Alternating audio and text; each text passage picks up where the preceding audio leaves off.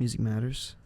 Gigi, nice to meet you. Thank you for doing this. Thank you for having me. Yeah, appreciate it. How you doing? I know there's a lot going on in your world. You got a tour coming up. New music is out. Yeah. How's the headspace feeling? Before you were saying you feel like a little bit overwhelmed with a lot of stuff happening. Is that how you've been feeling? Yeah. I mean, it's good. It's a good kind of overwhelmed. I feel like when I don't have things going on, I go a little bit crazy. So this is like, I have to remind myself that this is like what I live to do, you know?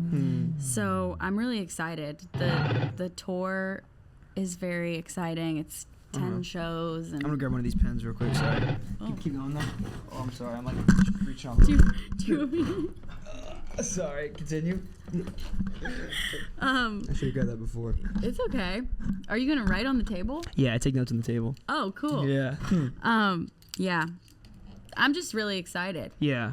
Is it more anxiety or excitement? Like, do you ever get to this place where you're anticipating something and you have like certain expectations going into it, or are you kind of just like going with the flow, trying to see what happens? Honestly, I mean, I think it's excitement. That's anxiety. awesome. Like before your first day of school. Yeah. You know? Like that kind of feeling where you're like, oh my God, like I can't sleep because I'm just like looking forward to this. Yeah. 'Cause my favorite part of music is making the music and then being able to play shows. Yeah. So that's like what I am the most looking forward to. But yeah. I definitely like feel bad when I'm like, people are texting me and I'm like, I can't respond. Like, I mean, it's I'm so like, valid though. But then I'm like, I have to take care of myself too. Yeah. And like work out and do things that like make me feel like a human. So when that stops, then I start to feel like really crazy. Yeah, it's so weird that like when because it's strange when things start to get busy is usually when things are going good, and then when things start to go good, other parts of your life dissipate because you're so busy. It's like trying to find that balance between like, how do I contain the excitement of things going correctly and how I wanted them to go? Obviously, getting a tour is a great opportunity, but it's like balancing the prep for that with just your normal lifestyle. I assume it can be very overwhelming. Yeah. And this tour is not even like it's only 2 weeks. So like, it's really like, it feels like a very chill, like it's not like I'm leaving for 2 months. Have you been on the road before? I went on tour around this time last year and then I had to come home halfway through because I had a concussion. Oh my God. Yeah, what happened?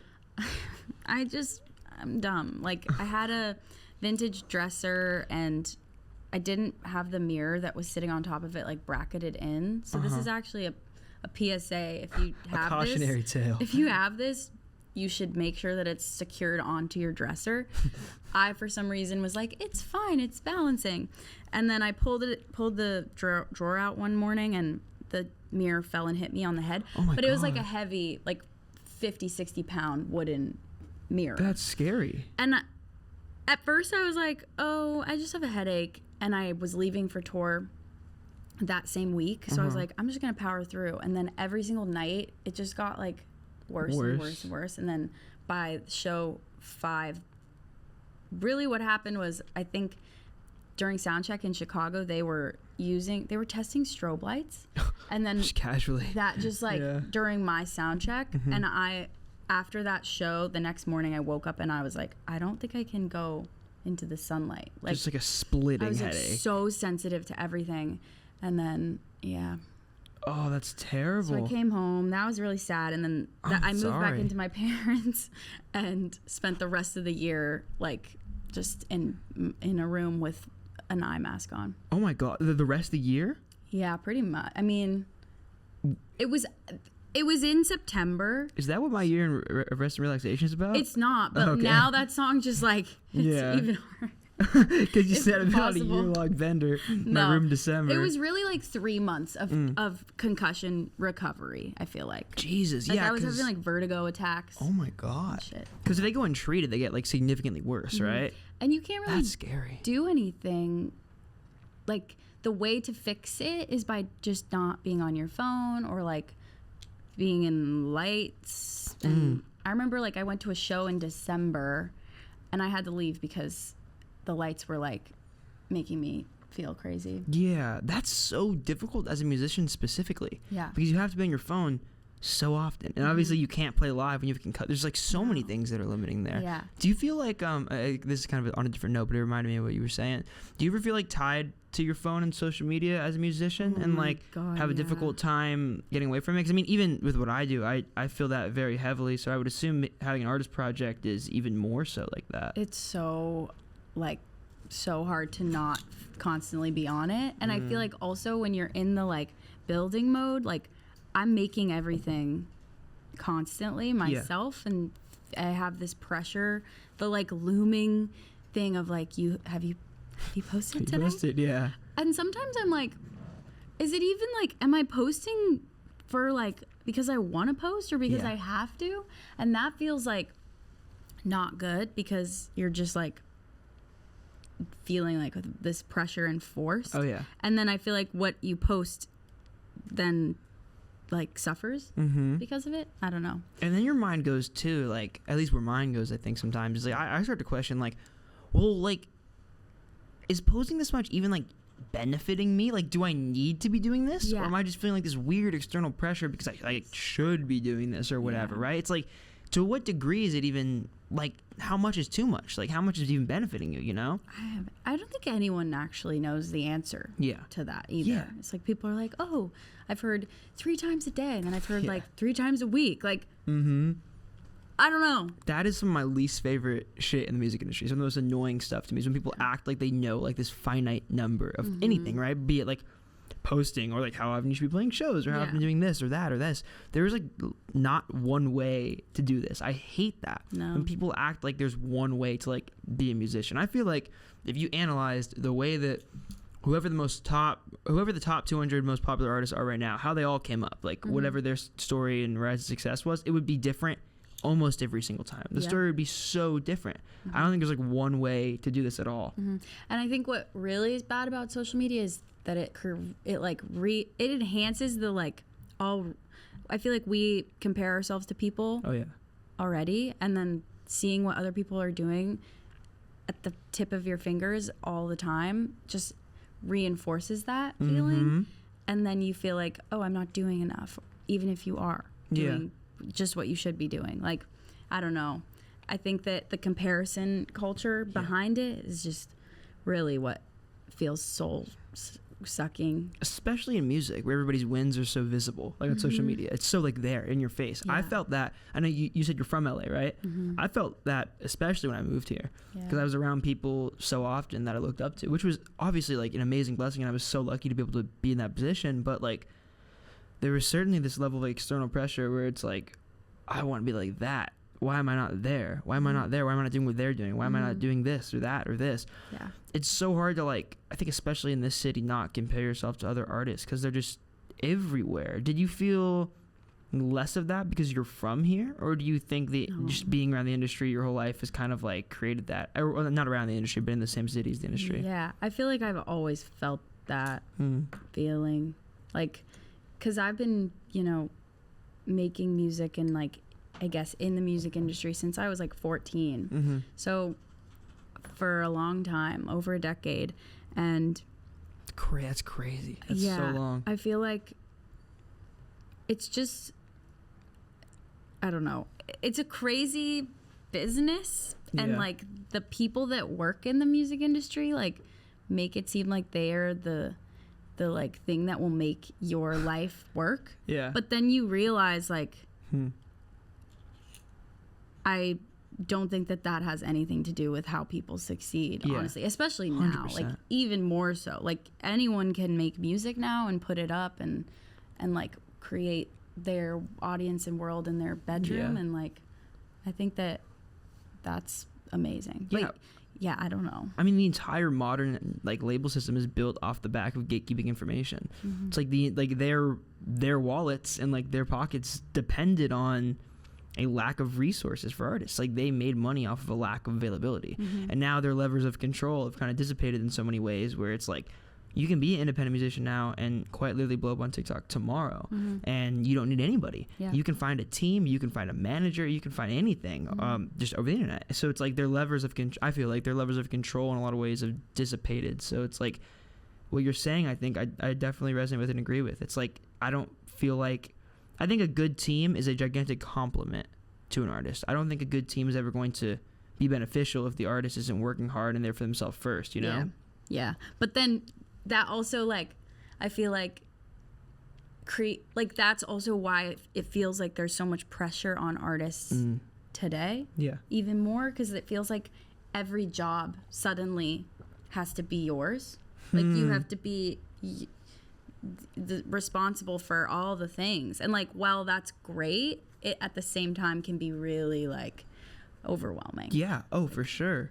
How did I know you said your sister manages you, which is really cool to me. Yeah. How did you kind of start to grow a team around your stuff, and when did you kind of begin to like get management and like grow a team in general? Like, was that a rocky process or was it very natural for you? Yeah, she always kind of was just like first starting to help me like meet people in like songwriting capacity when I was younger, and then it just kind of like fell into place with that. And obviously, like, she's my sister, so she has my best interests and is constantly looking out for me, and I feel very protected by her. So it's just like really nice to have that, because I have met a lot of artist friends who have had situations with people that they tell me, and I'm like, what? Like, that's how it works with your manager? Like, so I feel like that's really sheltered me in a lot of ways from things that could have potentially, effed me over. Yeah, no, for sure. I mean, I think there's so much that goes into being into an artist-manager relationship, and I think it's so much deeper than business in a lot of ways. I think some people would disagree with me on that, but I do truly feel like that relationship in itself is so different, like an A&R artist relationship or like a filmmaker artist relationship or whatever, or even a producer. I think like the manager artist relationship is so sacred, and I think like having somebody who's that close, like your sister, definitely implements this like implied level of trust. Yeah, I mean, they can be like the most selfless people, because at the end of the day, they're like working with you when you have literally nothing, and so they're like truly doing it because they believe. And I feel like not a lot of people, that's rare to come across. Like, usually people need to see some kind of metric to then feel like, oh, okay, I can invest in this. Yeah. Whereas like I feel like managers are the one piece that's like, I'm like your other half. Yeah. We're like building this thing brick by brick. Yeah. And so that is really special, I think. I totally agree. I think especially like your success is tied to their success in a very connected way. That like does exist with A&Rs to a degree, but like it's not like there's a direct percentage of what you're making that goes to the A&R. I mean, they get like points on records and things they sign, but it's a different structure. Yeah. Whereas like with a manager, their success is implicitly tied to yours, quite literally, like fiscally and just like publicly, like what they have been able to work on and like what that means and how that impacts what they can work on in the future. Did you so outside of growing your team and like your manager and everything, I know you play live with the band, right? How did you start to kind of grow that relationship? And are you going on this next tour with a band? This tour is just going to be me and Becca, who is my drummer. She's goated. She plays for like everybody. She's so good. She also, when I saw her yesterday or the day before for rehearsals, she was like, dude, this week is crazy. Like, she's like playing like 3 shows, doing 2 back-to-back rehearsals, which is amazing. But I can imagine that's really stressful. Oh, yeah. But I found her just on Instagram. I think that's the way that it's like our modern LinkedIn. Yeah. And I was like, excuse me. Bless you. Thank you. I was like, hey, would you ever want to play with me?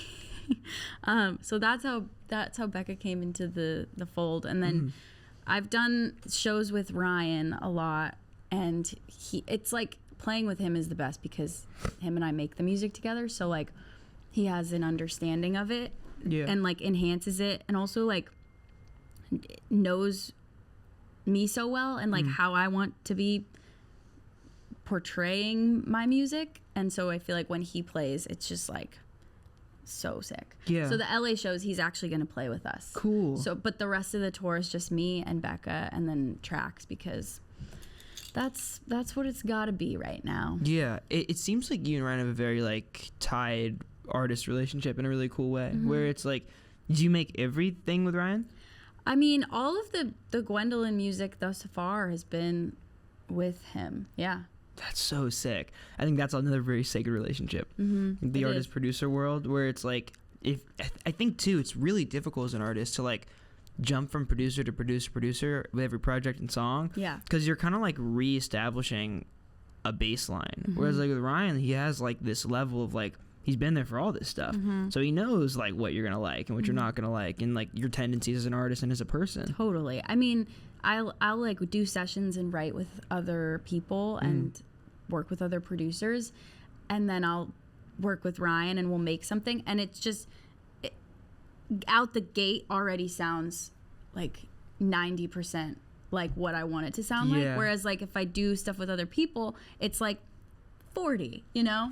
And so it's really cool to be able to have someone I mean, it feels like we're in a band. Yeah. That's the best way I can describe it, which I've never been in before. So it's really cool to like get to have someone to just like be really in the like thick of it with. Yeah. I mean, you guys kind of are in a way. You kind of are in a band. Yeah. That's so, how did you meet him originally? That was also Instagram. Damn. He sent me a DM, was like, hey, I like your music. Because I had a project before this, and that project I was like signed to a like before the Ggwendolyn major, project? Yeah. Nice.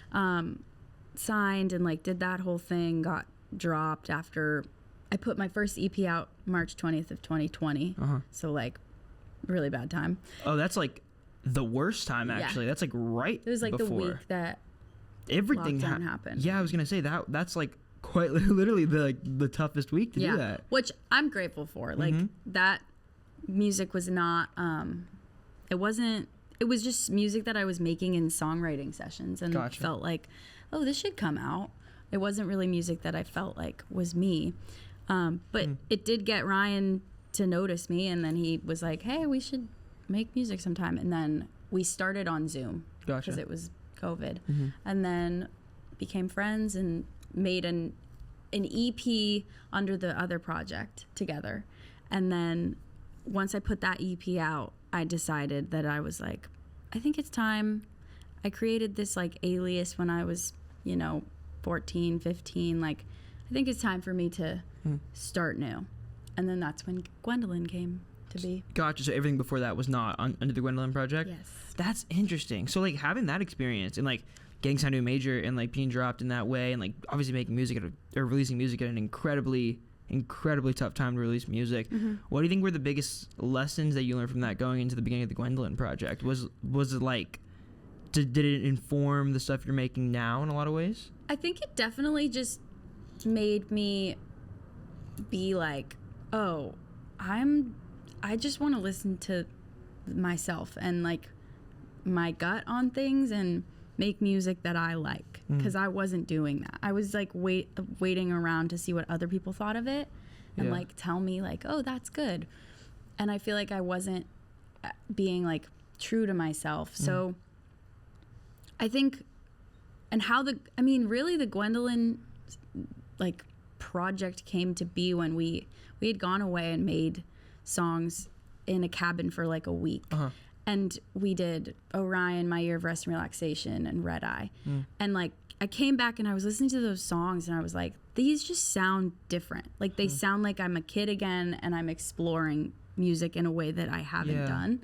And I was like, I have to like, there's this part of me that just feels like it needs to have it, like I want to start over. And I don't really want to tell anybody, and I just want to like pretend like I'm a kid who doesn't know anything about the music industry, and I'm just putting music out through DistroKid. Like that was kind of the intention behind it. And it's ironic because sometimes the either like the lack of the structure or like the choice to avoid the structure is what makes the music special in a weird way.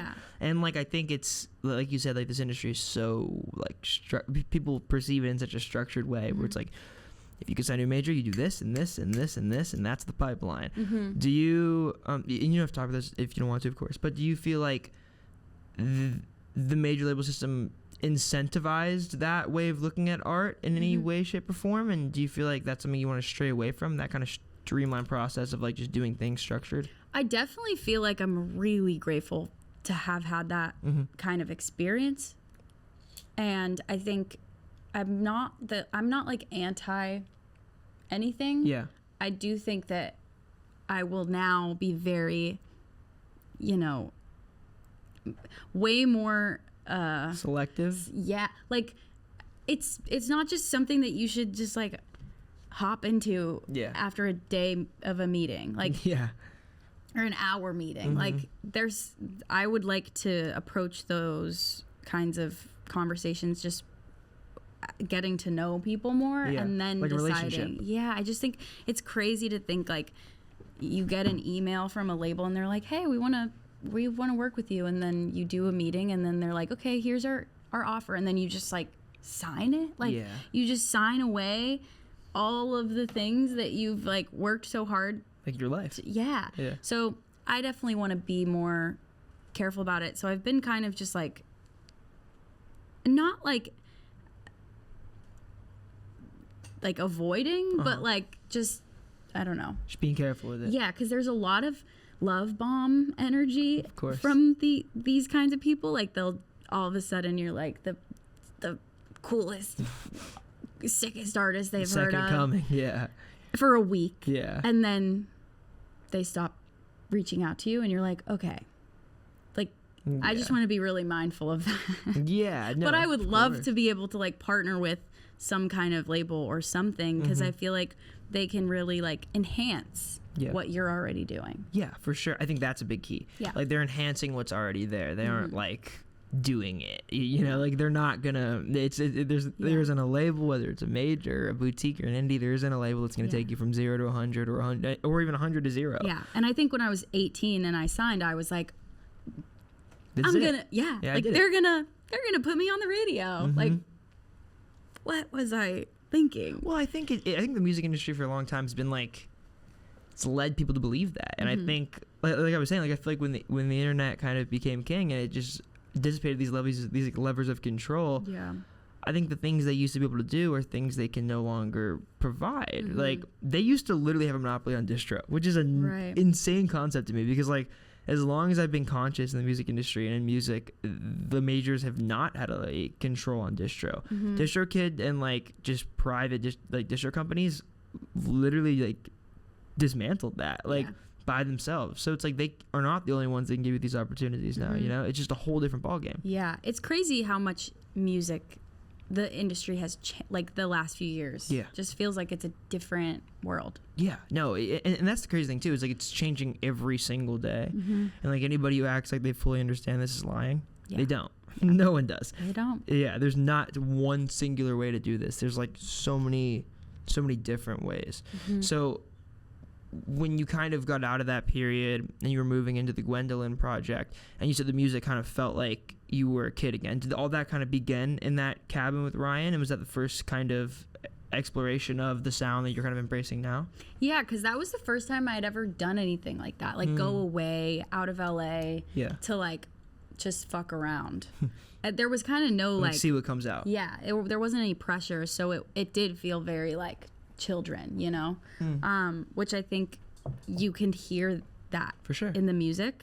And then once we made those songs, like then we went away again to the desert and we did Crooked Cowboy. Nice. And then I was like, oh, okay, this is a project. Like this is it has like there's some energy in this that just feels like so unique. And then I don't know, I just feel like since then it's just been kind of following that inner kid in me that's just like have fun. And that's what I feel with all the music, which is really cool. I feel like it's got to start and end there. I think like when you lose sight of that is when things get weird. And you're making things that don't resonate with you or don't feel like you or are not you. I think you always got to be following like what excites you. Like whatever excites you to wake up in the morning is the shit you should always be pursuing. I don't even think that's just a music rule. I think that's just a life rule. Well, I feel like it's really cool because I can now reference like my previous project and go, wow, I didn't ever want to listen to that music. I wasn't excited to play it. I wasn't like excited to tell people about it really.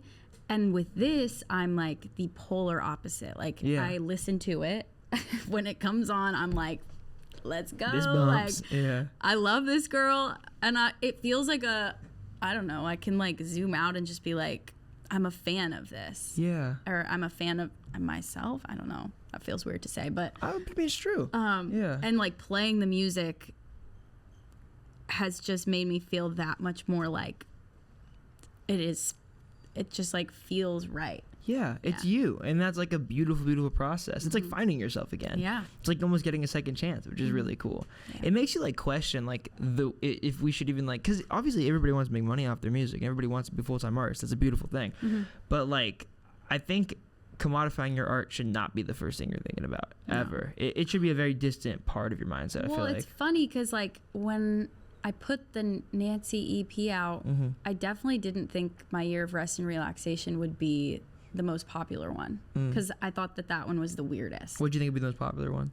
I thought that I thought Crooked Cowboy would be, because it just felt like a very like in your face, totally kind of like indie pop girl rock song, you know. And so then when My Year of Rest and Relaxation started doing well, I was like, oh, okay, like so I can do that. Give like, you freedom. And that's cool. Yeah. I mean, that makes so much sense. I think one thing I love about the Ggwendolyn project is like it embraces all of these different sounds in such like a really, really cool way. And you're right, like it is pretty weird. And like there's so many different influences in it that I think I love so much. Like there's certainly a folk element to it, but there's certainly like an electronic element to it, and there's a more like pop rock element to it, and there's some indie. Like it wraps all these really cool things into one sound, which I think is something that is not often promoted by the major label system, because it's a lot harder to explain to somebody. It is. It's a lot harder to explain to a pub company or like to sync, you know, which I think is like cool. I think it's like constantly pushing boundaries and looking for the next thing always. Do you feel like with the Ggwendolyn project there's been less pressure to be labeled as something? Like, I guess it's so hard to describe your own music, but like, do people label you as a certain thing? Is that frustrating? You know, I feel like it's super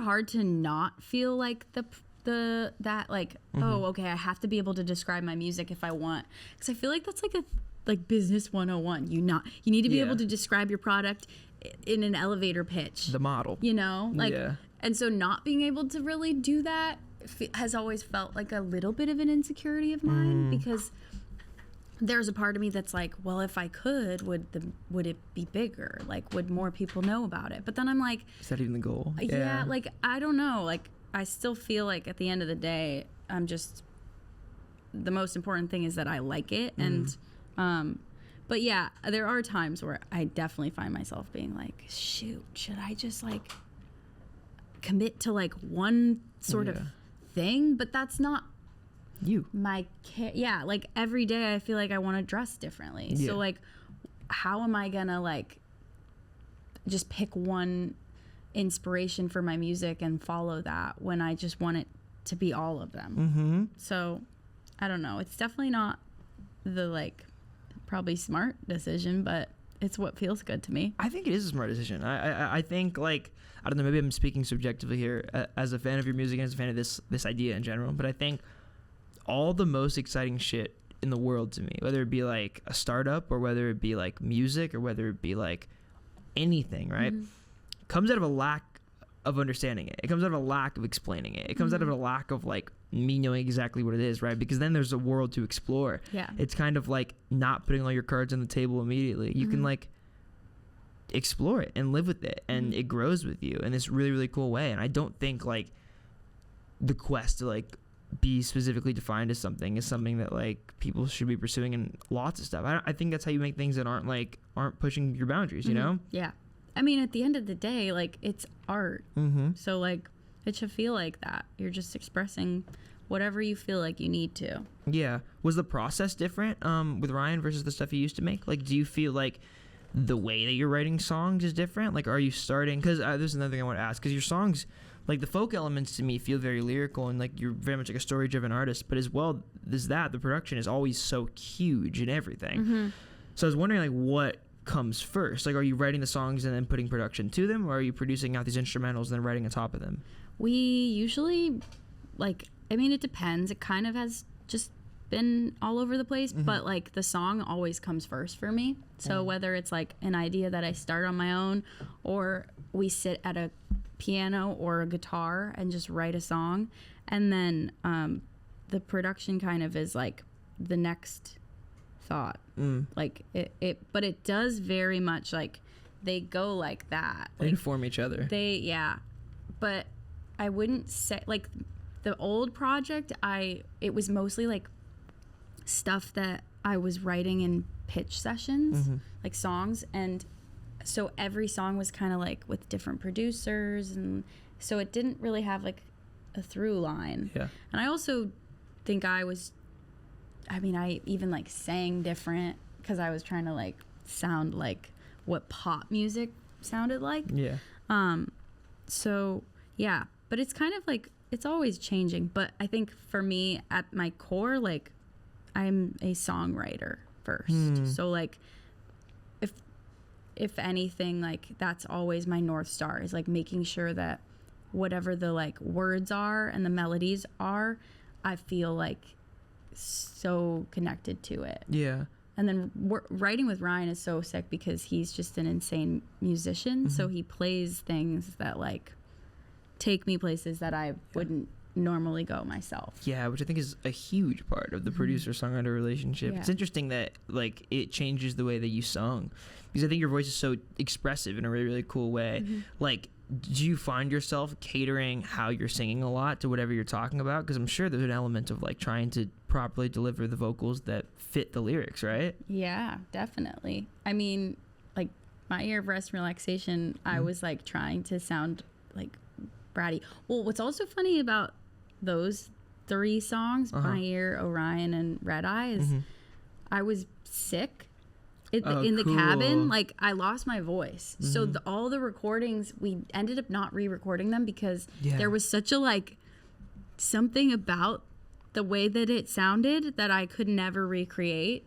And I was like, it has to just stay like this, even though there's parts about it that are not like perfect to me. That's the cool part. That's why I like it so much. It's like, it's so just like takes me back to that specific time of my life. Yeah. Just like, yeah. Which is something so huge that I don't think you always consciously think about as a listener, even though you're hearing it. It's like hearing the environment in which the songs were recorded in. Yeah. And that's what I love so much about like a live performance, right? It's like you play a lot, like you can play all these shows, these 2 weeks on tour, right?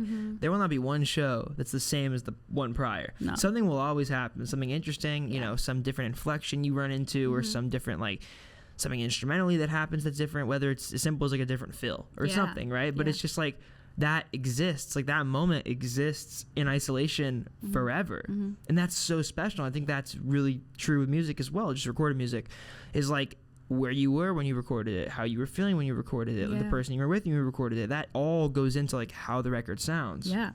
It's huge. Yeah, it informs it in a super cool way. Going on this tour, I know you said you're playing with a drummer in tracks. What's that setup like? So are you running like harmonies and stuff on the tracks, or is it just like the beat and then Becca's playing on top of it? Or? There's definitely, because there's so many like background vocals in my songs that I feel like sounding. I can't not have them when I'm playing live. So a lot of backgrounds, like there's tracks like bass tracks. There's a couple songs that I'm playing guitar on. But yeah, it's like most of the like lead sounds will just be in the tracks, which is fine. I feel like I find myself being pulled to like just want to be on the mic and not having to play anything myself. Gotcha. So that's kind of why I'm just like I'm trying to get more comfortable in that. Do you prefer like the full band setup, or do you prefer like definitely. opposed to like a hybrid one? Definitely, I prefer it. I think it's just feels so good, but I do feel like having Becca makes it just like takes it to a whole other level if it was just to be me, you know. But yeah, my obvious first choice would be to play with the full band. Yeah, no, for sure. And I think like that's where the energy comes from always. I feel like if you were to tour with anything though, it would be a drummer for sure. Yeah, just because like that is such a huge sound and like it just holds everything together. Well, I feel like it can also like dictate what the crowd does. Totally. If they hear a live drummer, they're just more inclined to move. Yeah. And that's my goal. Is I feel like I I don't know yet. These 2 rehearsals, I was like, wow, my music is like very upbeat, like energetic as fuck. And I'm like here for it, but I'm also like jumping around and I'm like, this is a hard set. Yeah, the cardio like, up. I'm like sweating. Yeah. It's a workout. But that's fun. That's exciting. I feel like that is a really good goal to like make people move. Like set itself, right? If you're providing like that level of energy to like draw somebody to have a physical reaction to your music, I think that is a great goal to have. I feel like, I mean, do you feel this way? Like I always feel like I have such a physical reaction to the music that I love. Like I'm just naturally inclined to bob my head or nod my foot or whatever. I think it's so strange when I see shows and people are like, yeah, shit sucks. I don't get it either. What? How do you not want to like at least just like sway a little bit? Like, no, that stuff freaks me out. I can't not. Yeah. Like when I'm hearing something that I really, really, really love, I literally cannot like stand still. Like I need to like produce some kind of like physical reaction when I'm listening to it. I don't know. It's just like the way my body works. Same. Yeah, it's so strange. Do you think that like going on this? So I know you said you toured one time before this. As a live performer, like, are you somebody who gets a lot of nerves before you perform? And if so, how have you been able to kind of... Because I saw your live video at Make Out Music, and you have such a crazy stage presence. Thanks. So, yeah, of course, just so, like, lively. Do you feel like you've always had that, or is that was something you developed over a long period of playing a bunch of shows? That's definitely, I feel like, new. And I feel like came with just, like, the liking the music, like I've been saying, like, again. But I think before a show, I get like the physical manifestations of anxiety, like my stomach. I get the butterflies. I have to like go to the bathroom, like so do I. You know, like I'm like suddenly like, oh God, like I need a toilet. And then when I'm on stage, I know that probably sounds like cheesy, but like the second I'm on stage, it goes away. Yeah, like you're present. Yeah.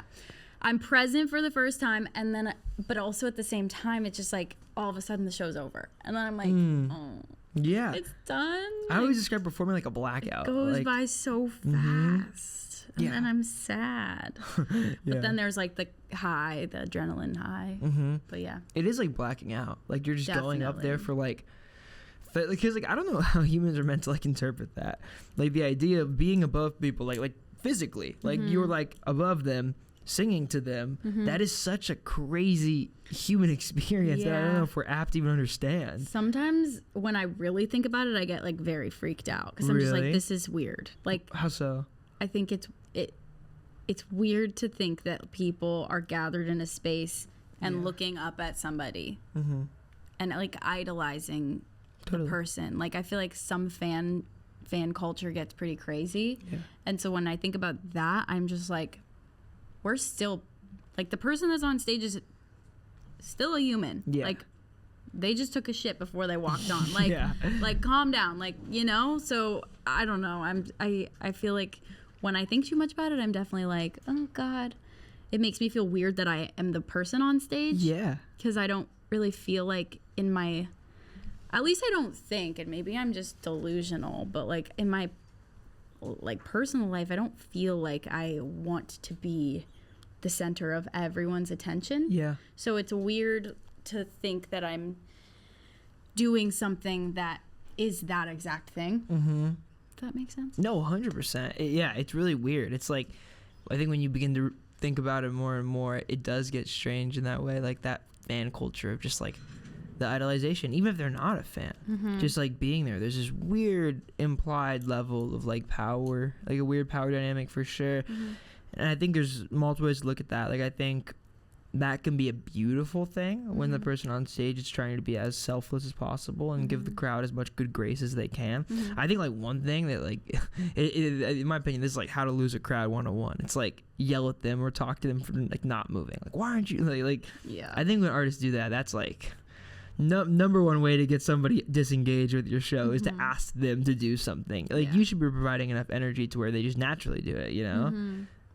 Yeah, it's a weird thing though. I totally see what you mean. It's like, it's like idolization. It's so strange. I know what you mean for sure. weird. The set list you're playing on tour, I know you have a bunch of new music out. Small Town Radio came out like a month ago, 2 weeks ago. 2 weeks ago. How's the reception about it felt? And have you been excited to play it live now that it's out? Yeah, I mean, I've been playing that one live since we wrote it. And I actually wrote that with my boyfriend. Cool. And we started playing it. The first time we played it was actually at a Makeout music show, just stripped. And then that song kind of produced itself by playing it live, which I haven't done that before. So that was a cool kind of like way of creating a song.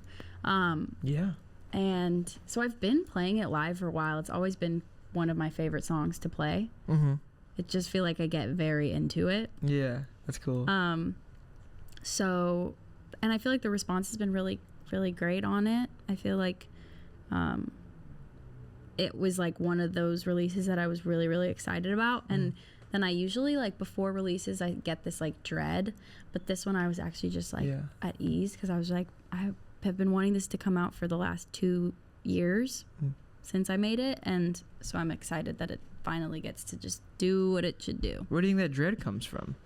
I think the dread is just like the fear of no one hearing something that you work really hard on, or like it not being received, or like metrics not being hit. Yeah.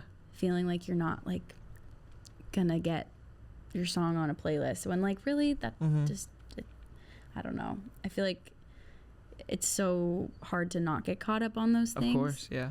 But I feel like with this song, before it came out, I was just like, I don't care. I don't. Because you loved it. Yeah. That's so cool. And it's so cool that the live version of it informed the production in the studio version of it. Has that happened since? Or do you feel like that was just like that one time? I do think that's like the one time that happened. I'm sure it will happen again. But yeah, the next, like, I don't know where the next music is gonna go, because I've just been so focused on finishing these songs, because I have the third trilogy that comes out sometime at the end of this year. I have to figure that out. But I've been finishing those songs, and yeah, I don't really know where the like out, because I want to make an album. That's like the next kind of goal. Are both of these last two singles on the same project? Yeah. Gotcha. So Pawn Shop President, Small Town Rodeo, and then next week I'm putting out a song called Tumbleweed Motel. Cool. On Halloween. And that's the second trilogy. And then the third trilogy will be 3 other songs. Yeah. That's really, really cool that those Pawn Shop President and Small Town Rodeo are on the same project, because the songs sound so different. Yeah. Like they have the same amount of like life to them. Like they're both huge songs that like shift and mold in this crazy dynamic way, but they're such different songs, which is really cool. I feel like Tumbleweed Motel will connect to them when you hear that one. Yeah. More so. Yeah. Because then it makes it feel a little bit more like a well-rounded circle. Yeah, it rounds it out. Yeah, I mean, that makes sense. 3 is such a good number for a project. I think it's underrated. Yeah, I don't know. I just like, I love the idea of putting 3 sets of 3 out, because I love that number, and I don't know, it's just like short and sweet. Yeah, I agree. It's very easy listening. Did all 3 of these kind of come about in a similar period? Yeah, I think Small Town was the first one that was written, and then I made Tumbleweed. That one felt like it was like the response to Small Town Rodeo. Yeah. Like the other perspective of that song. And then in that time, I also made Pawn Shop President, which just felt like fun. Yeah, I just felt like you rounded it out. Yeah, that makes sense. And is that song, the new one coming out, the Tumbleweed one, is that, like, does it lean sonically in one of the 2 directions, the other 2? Or is it kind of standing on its own thing? It's kind of its own thing a little bit. It definitely, like, it still takes you on a journey, but I feel like it's kind of just like a coasting song, which I feel like I don't usually. My songs just have like crazy, like they all have like a moment. Yeah, like this one feels just kind of like it's just chugging along for the whole song, which is cool. Which I think is definitely equally as valid. And it's weird to, like, force out an intention that's not there ever, you know? Like, I don't think every single song has to be, like, this grand artistic exhibition on a certain concept or, like, a huge production moment. Like, I mean, like, is that even in your mind when you're recording some of these songs? Like, do you ever think about, like, the intention that you want people to either receive from these songs or that you want people to get from everything? Or is that just kind of like you just leave it up in the air and see what happens?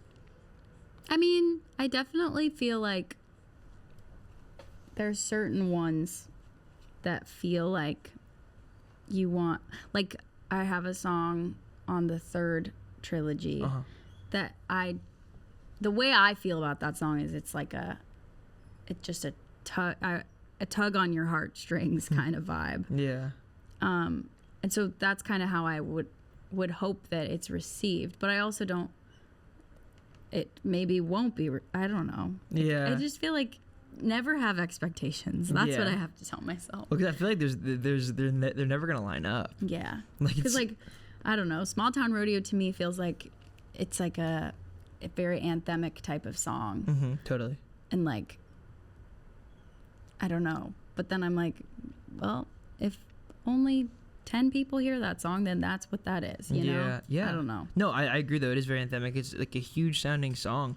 The hook especially. And I think like having the word Small Town Radio kind of anchor the song is a really, really cool thing because it definitely feels like the line that I go back to. It's even though I don't really know what it's about, it invokes like a very specific like feeling. The idea of like a small town rodeo. Why did you go with that title? So that title just sort of came out of my mouth. Yeah. My boyfriend was playing the guitar, and then I started singing that verse. Keys in the door, where do you go? And then I said, "There's not much here at the small town rodeo." And my boyfriend was like, "That's cool," and I was like, "Yeah." He's like, "What does it mean?" And I was like, "I don't know." We'll figure it out. Yeah. I don't know what it means, but I think it sounds cool. Yeah. Sometimes that's how songs happen. You're just like, I like the way that this sounds. Yeah. As I've like spent time with that song, I actually have been writing I like to post Substacks about each song.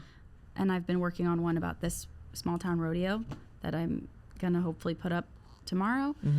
But it kind of, I don't know, I realized that there's a lot of meaning in that song that I didn't know when I was first making it. Because at first it was just like a song about my boyfriend leaving to go on tour and leaving me at home and me being sad that I'm just like stuck in my small town, you know, myself. Wow. Yeah.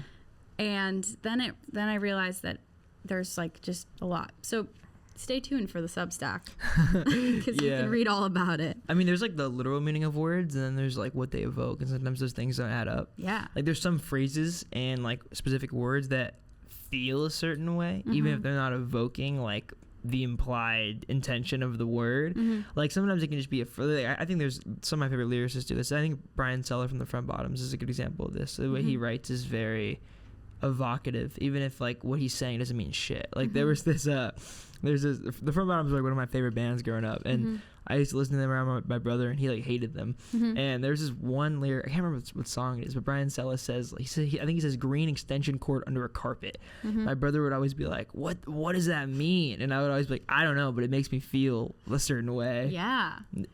It's just I feel like when there's lyrics that are really visual, they'll just like, it doesn't really matter the literal thing. It's just more like a feeling. Yeah. And it takes you to a place and an emotion. Yeah. And I feel like that kind of, I mean, definitely with Small Town Rodeo, I feel like for me, it takes me to a place where I'm just like listening to it and I'm like, this feels like I can like let go of stuff, which is a really good feeling. I think listening to music when it's almost like cathartic in a way. Yeah. It's just like, yeah. It's like you're opening one door and leaving everything else outside, which I think is really cool. I totally agree with that. It's definitely cathartic. Like, it just feels huge. It feels like I'm going to yell and be okay song. I think it's cool, too, that, like, you kind of discovered a meaning as you were writing it. I think that's a really cool thing when it happens with songs. It's like sometimes, like, your subconscious is writing for you. And you don't know. It tells you, like, what you're feeling. Yeah, exactly. I think that goes back to those, like, words and phrases where it's like, you might not even like know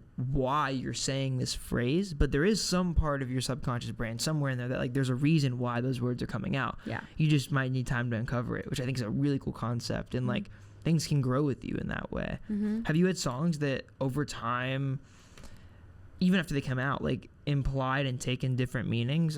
Of course, if they're about your life, they're gonna like eventually shift and mold. But are there any specific examples you can point to where it's like this song meant one thing to me, and then eventually I got this place in my life where it meant another place to me, and things kind of change over time? That definitely happens. Like for Red Eye, like that song I made about a long distance relationship that ended, but there's lyrics in that song that I can like apply to my current state. Like I would rather care about you than care about me right now is just generally like something that I do in a relationship. So being in a relationship, and when I hear that song, it like makes me think of how I am.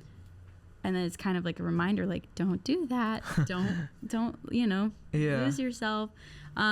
So it definitely happens.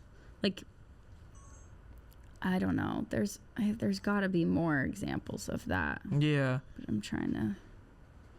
I think that lyric though and that concept is very true. I think I do that as well. I think it's really easy to like when you're worrying about somebody else, it makes you not worry about yourself, and you can kind of bury some of your fears and bury some of like, I mean, I do this for sure. Like, I'll bury my own insecurities in somebody, which is definitely not a good thing. But like, it's definitely, it becomes easier to do it out of love. It's almost like taking the fear that you have and then like expressing it as love in this way that like is kind of allowing you to like expunge those emotions, but in a way that isn't as bad for yourself.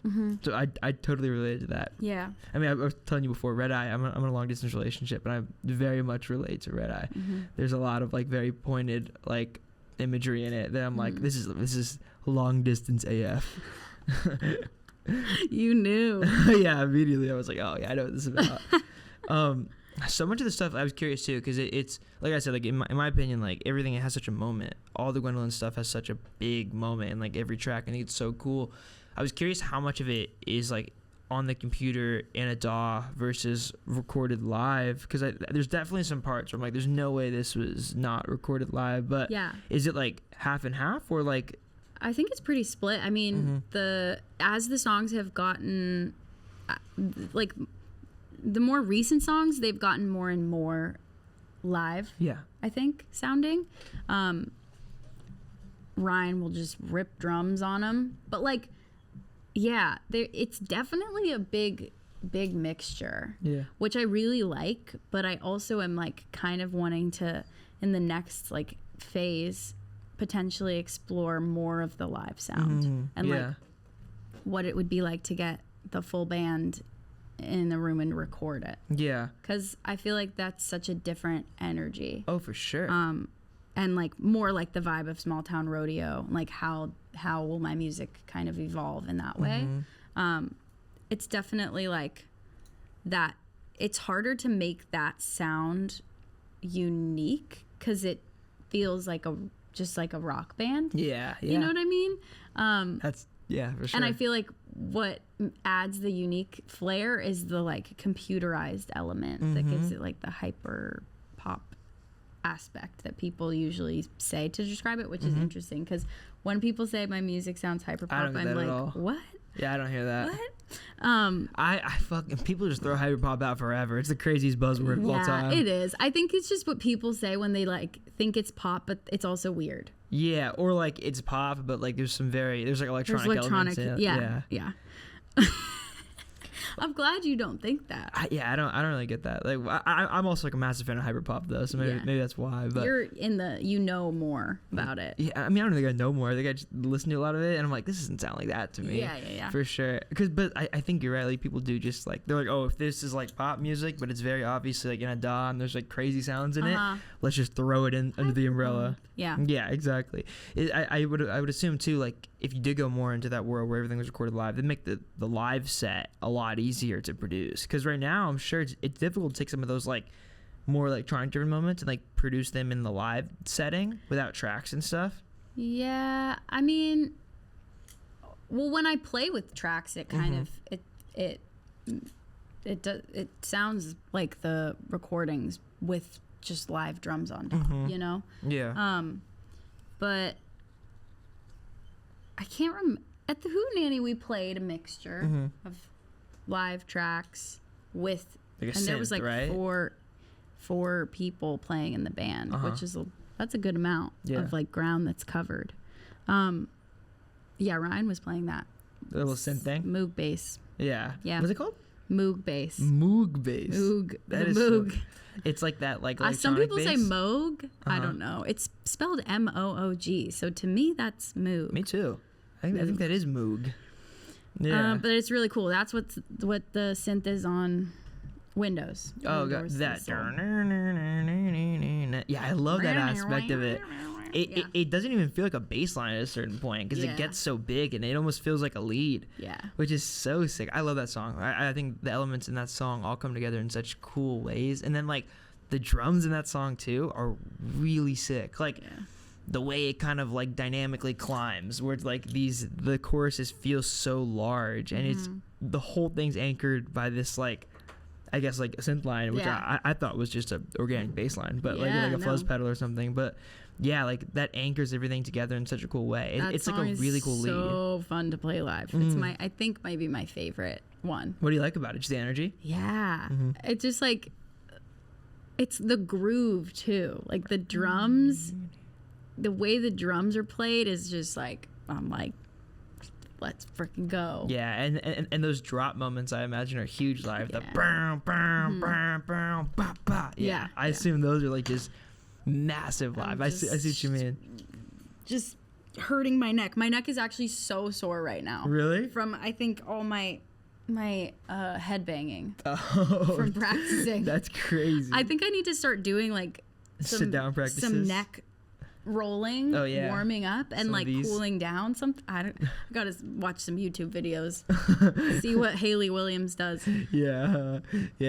I would imagine it'd be hard to like not practice like you play. Like you gotta definitely like try to put the energy out there, but it's like you can't give a live performance in your living room every single day. Well, because I used to do practice like rehearsals way more reserved, and then I realized like what's the point in that if that's not how hard I'm gonna go live. Like I should go as hard as I am live. It is just really hard to like emulate what it feels like to have a crowd. Oh, for sure. Like when you're just in a rehearsal room, you feel a little like a freak. Yeah. Just being like screaming at the walls. Yeah, like trying to like talk to no one that's there. Yeah. Like, what'd you guys think of that one? Yeah, there's like no one there.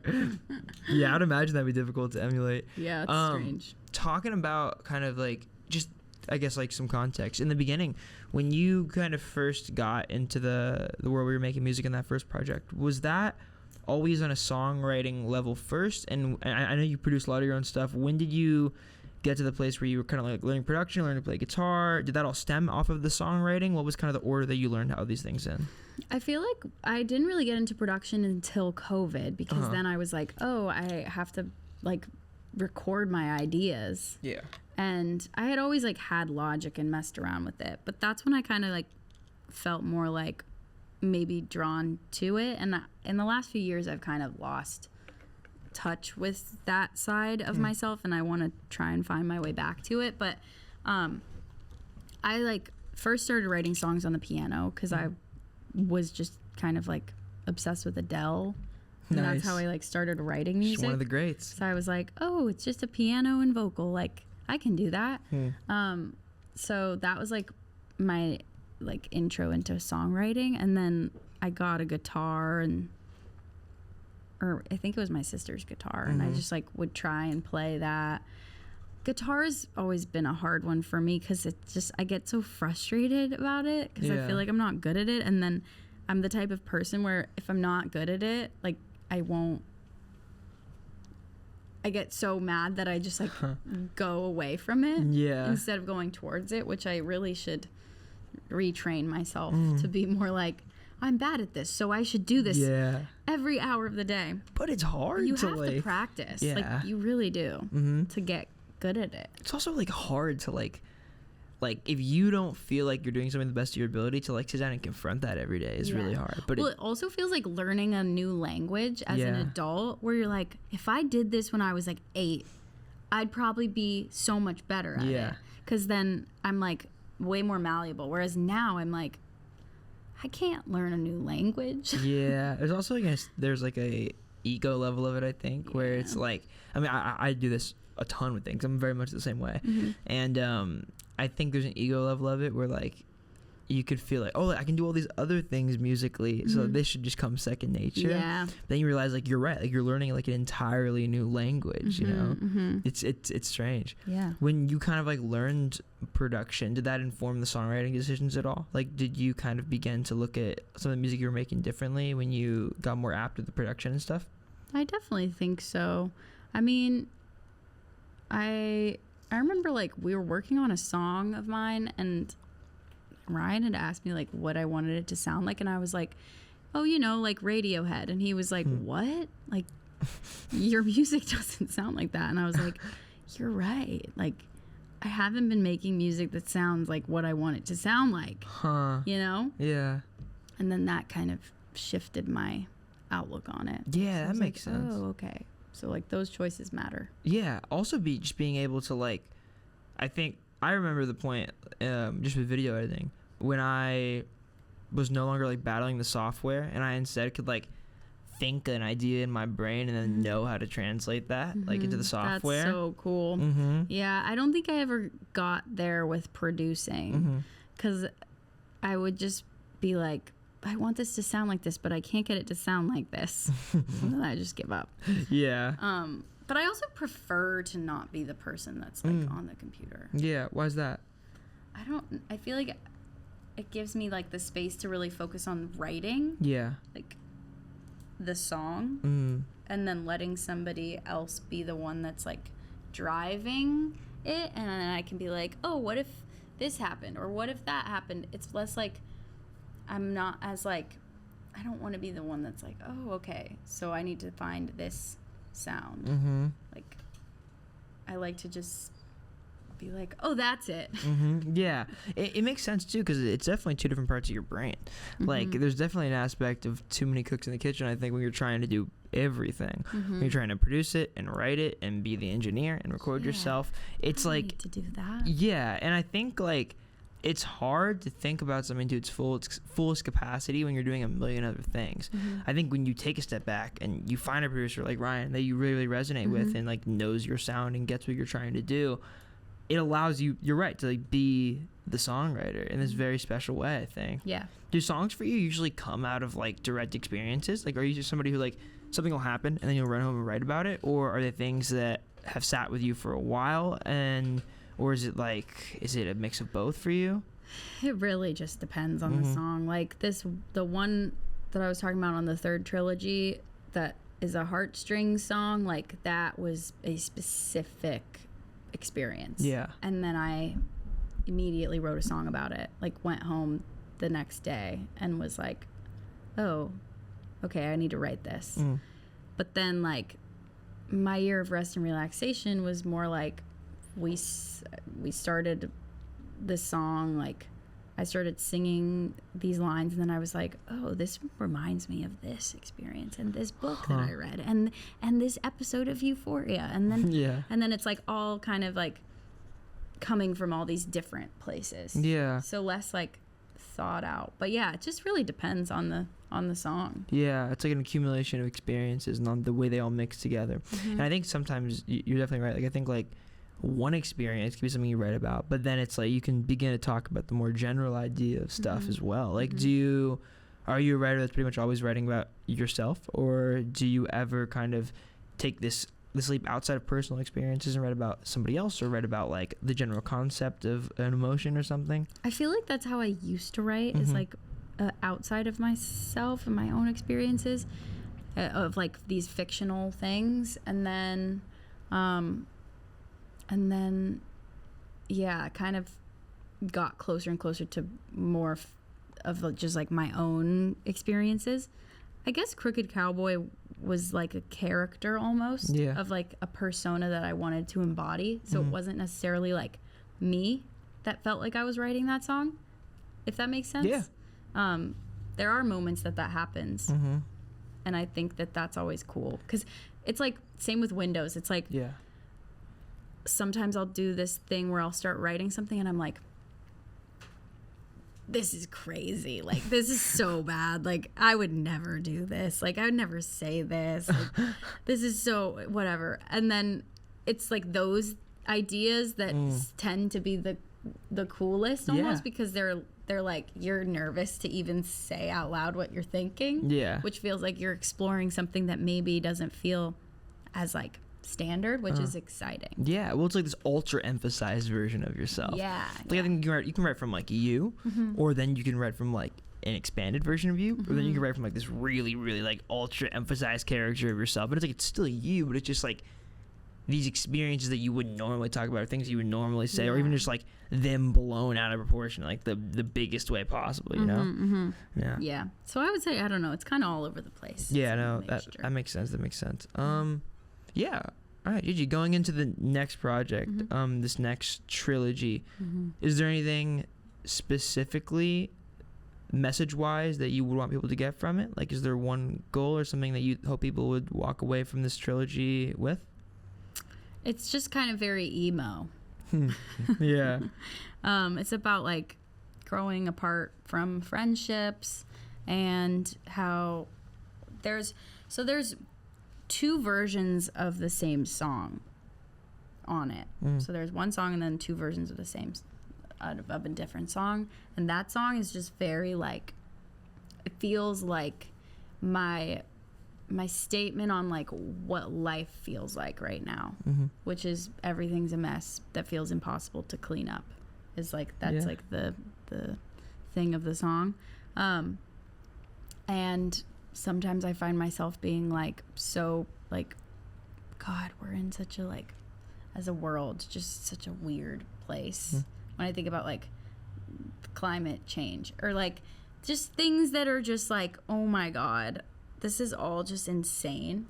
So like my big takeaway is just, I guess that is, it's okay to be freaked out and overwhelmed by those things. Yeah.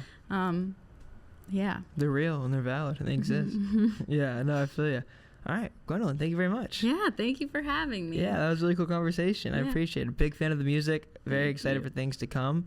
I know you have a tour coming out. Tell them where they could get tickets and any music you got coming out where they can stream that. Tickets are on my website, and you can stream my music everywhere. Ggwendolyn with 2 G's. That's it. Double G. Don't forget the second one. Yep. So G. Ggwendolyn, thank you very much. Thank you. All right, music matters.